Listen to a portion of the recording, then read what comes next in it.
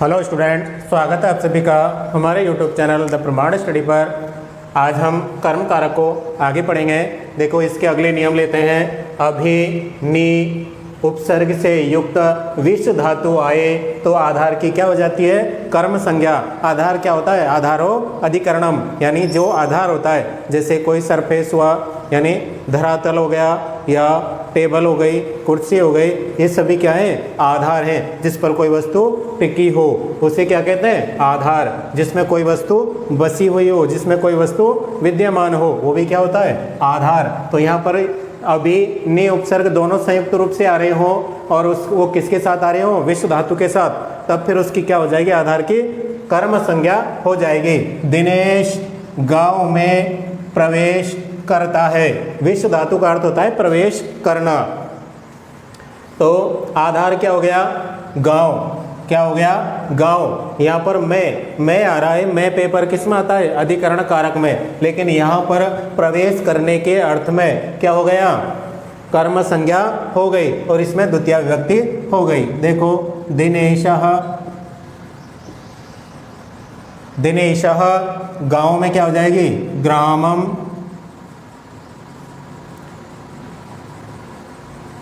अभि निविशति।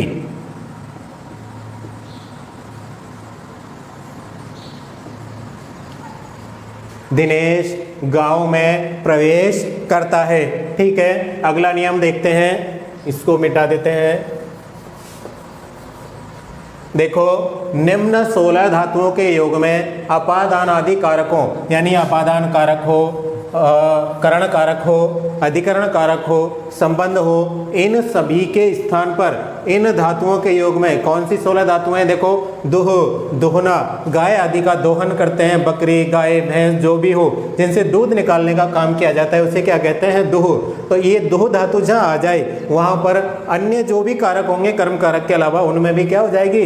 कर्म कारक हो जाएगा। याच हो, मांगना, किसी से मांगता है, दान के रूप में जो भी मांगा जाए तो वो अपादान होता है। कोई देगा तो वो अपादान की भी क्या हो जाए? कर्म संज्ञा। पच, पकाना, भोजन पकाना, यानी किसी कारण से, इसमें करण कारक होगा, उस करण कारक की क्या हो जाए? कर्म संज्ञा।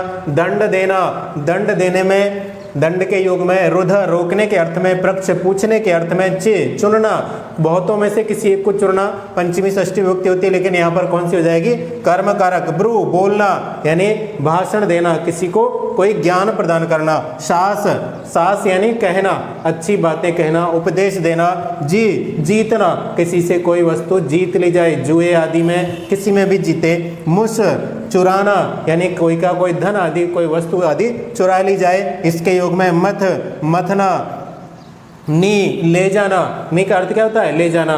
कोई वस्तु ले जा रहा है, उसको जैसे भी ले जा रहा हो, किसी भी स्थिति में ले जाए। हिरी, हरण करना, यानी बलात् जो ले जाई जाती है वस्तु, उसे क्या कहते हैं? हरण। वह, ढोना, वह का अर्थ क्या होता है? ढोना।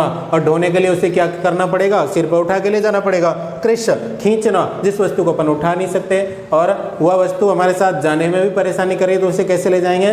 खींच कर, यानी वो जाना नहीं चाहती वो वस्तु, फिर भी उसे हम ले जाना चाहते हैं और उसे हम उठा कर भी नहीं ले जा सकते, तो उसे कैसे ले जाएंगे? खींच कर। देखो, वाक्यों में प्रयोग करके देखते हैं कैसे बनेगा। दुह, यहाँ पर दुह का प्रयोग करेंगे। ग्वाला, वाक्य लिया हमने, ग्वाला गाय से दूध दुहता है।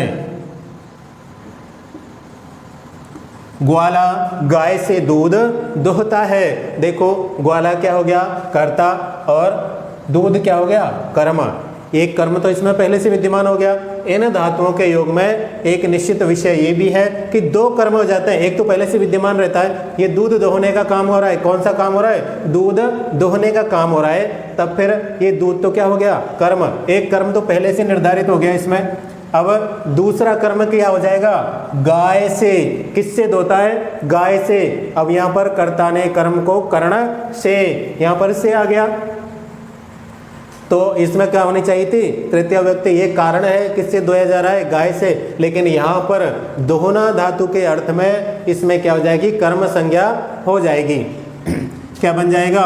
ग्वालः गाम दुग्धम,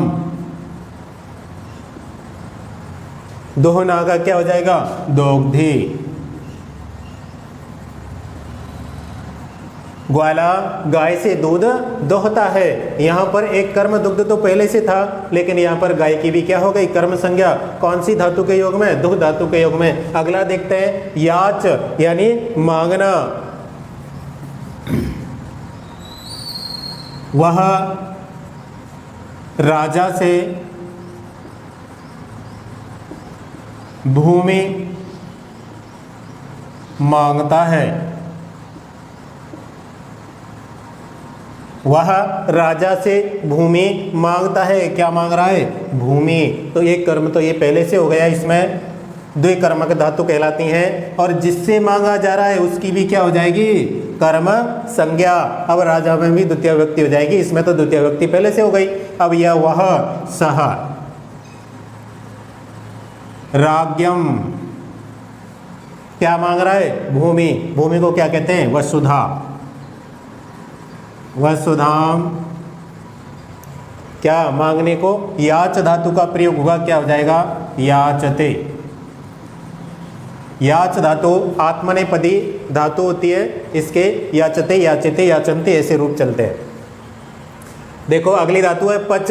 पच का अर्थ होता है पकाना। देखो क्या होता है पच का अर्थ? पकाना। इसका देखते हैं, वह चावलों से भात पकाता है। वह चावलों से भात पकाता है। देखो इसमें क्या पकाया जा रहा है? भात। तो एक कर्म तो ये हो गया, चावलों से। किससे पकाया जाता है? चावलों से। तो इसकी भी क्या हो जाएगी? कर्म संज्ञा। क्यों हो जाएगी? क्योंकि यहाँ पर पच धातु का प्रयोग होगा। पच यानी पकाना।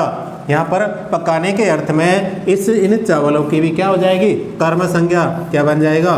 सह। चावलों को कहा जाता है तंडुल, और यहाँ पर बहुत सारे चावलों की बात की जा रही है, तब फिर क्या हो जाएगा? तंडुलान। तंडुलान। भात को कहा जाता है ओदन। ओदनम पकाना, पचती। अगला देखते हैं दंड। वह, यहाँ पर वह ले लो या फिर राजा ले लो। राजा 100 रुपये का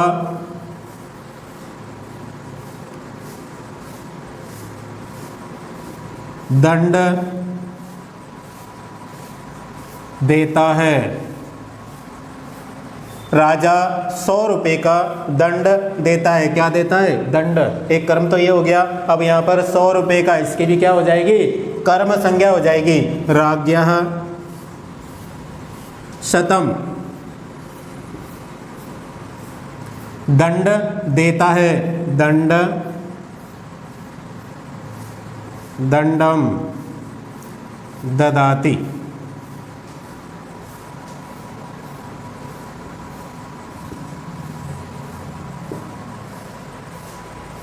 इसको दूसरी तरह से भी लिख सकते हैं, राज्ञः शतम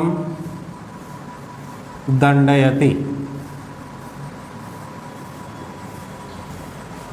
देखो अगला क्या है? रुध, रोकना। ग्वाला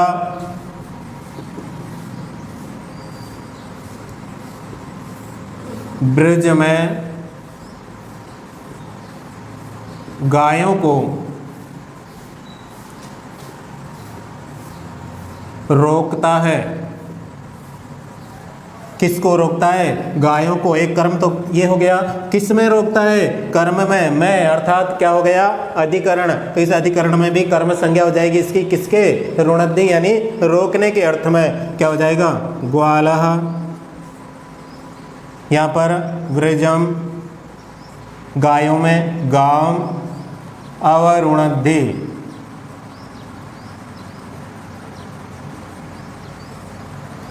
ग्वालः ब्रजम गाम अवरुणद्धि। अगला देखो प्रक्ष। देखो अगला, वह राहगीर से मार्ग पूछता है। क्या बनेगा? सह माणवकम राहगीर को क्या कहा जाता है? माणवकम। और पंथानम प्रक्षति, एक कर्म ये हो गया, एक कर्म ये हो गया। अब देखो अगला चे, ऐसे ये ची का बन जाएगा चुनना, एक अर्थ पहले से होगा और एक दूसरा बन जाएगा। ब्रू बोलना और सास कहना, वह दोनों बातें हो जाती हैं। शिष्य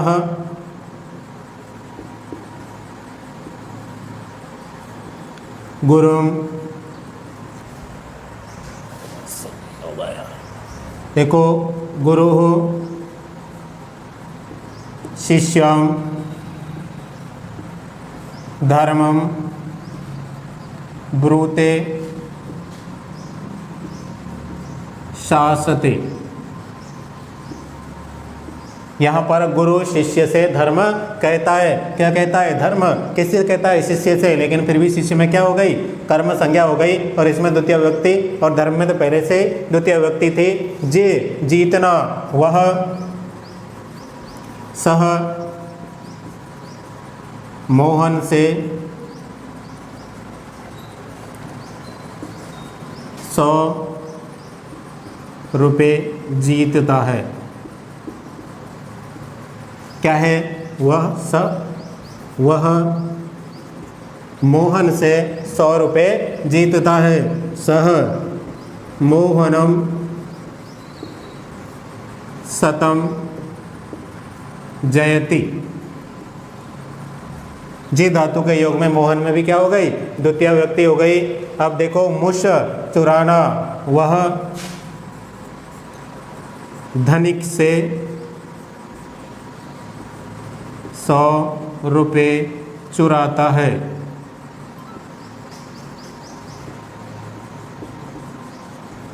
क्या बनेगा? सह धनिकम शतम मुष्णाति। वह धनिक से 100 रुपये चुराता है। ऐसे ही ने ले जाना, कोई वस्तु ले जा रहा है। हृ हरण करना, वह ढोना। कृस खींचना। इन सभी के भी इसी तरह से प्रयोग होता है। ये आपका कर्म कारक पूरा हो गया। अगला जो कारक है वो अगले वीडियो में शुरू करेंगे। अगर आपको हमारा पढ़ाई वो अच्छा लगे तो हमारे चैनल को शेयर करें, सब्सक्राइब करें। धन्यवाद।